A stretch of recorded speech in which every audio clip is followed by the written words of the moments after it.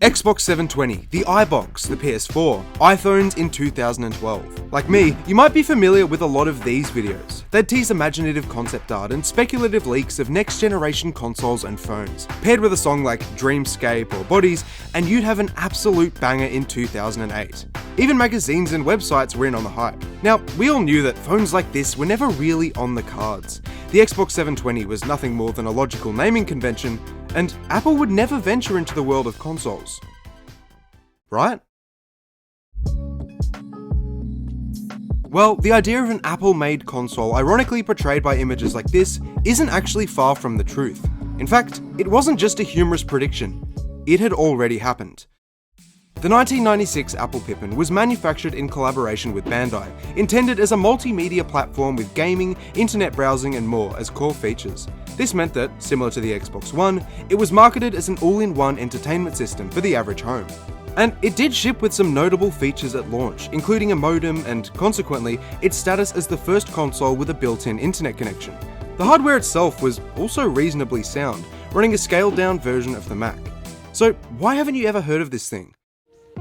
Well, the console was an absolute failure. We're all familiar with the competitive prices of Apple products today, and the Pippin was absolutely no exception back in the 90s. It entered stores at a $600 price point, around $1,000 today. For reference, this was at a time when the PlayStation was still fresh at $299. But the Pippin wasn't just overpriced. The all-in-one marketing, poor game optimization, and clunky, banana-shaped controller proved equally as problematic. This all culminated in 42,000 consoles sold, against a 500,000 unit prediction across the Japanese and US markets. And with the return of Steve Jobs in '97, the Pippin officially met its end, with Apple ceasing all related development. So, could we ever see an Apple console again? Probably not. After the Pippin, Apple's rocky relationship with gaming would only continue. A lot of you might not know that Halo was originally slated for release on the Mac. Bungie had been making the Marathon series of games for the OS, and had a new title in mind that featured futuristic third-person shooting on an alien world. At Macworld 1999, Steve Jobs presented this game with Jason Jones, the project lead. At the time, it offered a bright look into the possible future of Macintosh gaming, an ambitious, intriguing title from a studio with a number of successful games on the Mac OS. However, this did not last. Following financial difficulties, Bungie approached Microsoft for a possible acquisition, and so, barely a year after Steve Jobs proudly announced its release, Bungie fell under the control of Microsoft. In 2001, Halo released as a flagship title for the Xbox, now a first-person shooter. Reportedly, Steve Jobs was so upset that he made a rage-fueled phone call to Microsoft's CEO as soon as the shift was announced. Anyway, Halo would go on to be one of the biggest reasons for the Xbox's success, and for Apple, with a failed console behind them and one of the biggest missed opportunities in gaming history, they went on to focus their efforts almost entirely on lifestyle-oriented devices like phones and computers. The console market today is dominated by Xbox, PlayStation, and Nintendo, leaving little room or incentive for Apple to pursue it again. But who knows? While Halo would eventually be playable on Mac OS X in 2003, its commercial success on Xbox makes you wonder what might have happened if things had played out differently. Maybe you would have one of these things sitting in your living room, after all. Out of all of the strange fan concepts, even the ones for the PS4, the Xbox 720 was easily the most spoofed and leaked console from the time. In 2011, the movie Real Steel would even feature its logo in an arena advertisement. Otherwise, you may have seen designs like this, or even this one, which is arguably the most recognisable. Its popularity largely came from the fact that the name made sense as a successor to the 360, considering it doubled the number. In reality, the 720 was simply a placeholder name for the upcoming Xbox One, made up by the media and the fans. Microsoft was not seriously considering calling it the 720 at any point. Or so we thought. According to some leaked pre-launch documents that only recently came to light, the Xbox 720 was at one point the working name for the console. This iteration saw it coming with a second generation Kinect unit at a $299 price point. Much like its final release as the Xbox One, it emphasized multimedia functionality and a desire to compete with Apple and Google TV. It was exactly these factors that likely influenced the final name change, with Microsoft attempting to capture the idea of an all-in-one console. This all-in-one console was priced at around $500 and went on to sell less than half as many units as the PS4. To sum everything up, we've gone from the Xbox to the 360, the Xbox One, the Xbox One X, and now the Series X. And this all makes perfect sense.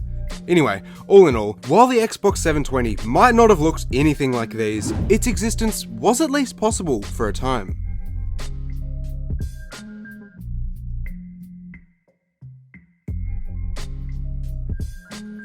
Unfortunately, this wasn't iPhones in 2012. But for a couple years, these kinds of videos were undeniably popular. You'd have one with an iPhone 6 transforming into a projector, another showcasing its jet propulsion drop protection, and others a full wraparound screen. If you didn't want at least one of these, you'd be lying. Of course, these were all just mock-ups created by artists not affiliated with Apple. What's really interesting though, is that none of these ridiculous designs even scratch the surface of real concepts proposed by companies in the 2000s. Feast your eyes on the Nokia Morph. Unveiled in 2008, the Morph was shown with the ability to shapeshift, bend, stretch, and adapt to serve multiple purposes. The idea was developed in collaboration with the University of Cambridge and had a theoretical basis in nanotechnology. Essentially, they proposed a microscopic collection of interwoven fibers would control its movement and contortion, also allowing it to repel dirt and liquids. Nokia would even release a video demonstrating some of these features. Here, we can see it being used as a keyboard and even a fashion accessory. On the whole, this venture served as a way for Nokia to illustrate the possible phones of tomorrow, provided nanotechnology remained a central focus of innovation. At the time, they believed such a device could be commercially available by 2015. Unfortunately, the entire project was halted upon the sale of Nokia's mobile phone division, meaning that the Morph would remain another futuristic what-if of the 2000s. Personally, I think it's cool that Nokia wasn't afraid of investing so much time and money into this concept. Along with the Cambridge Nanoscience Centre, they were seriously attempting to reimagine the way we saw and used mobile devices. Since 2008, we haven't really seen a project this ambitious become the focus of a major mobile phone company. Either way, it remains to be seen whether such a device is truly practical or even possible. Amidst all of these bizarre leaks, concepts, and speculation, you begin to wonder about the stranger products that actually made it into production. I've already made a video looking at a few of these, like Curio and the N-Gage, but that's only the tip of the iceberg. For instance, long before the Oculus Rift and VR chat came the 1996 Sony Glastron. Aside from sounding like the world's weakest transformer, it provided a form of entertainment that was fairly new at the time.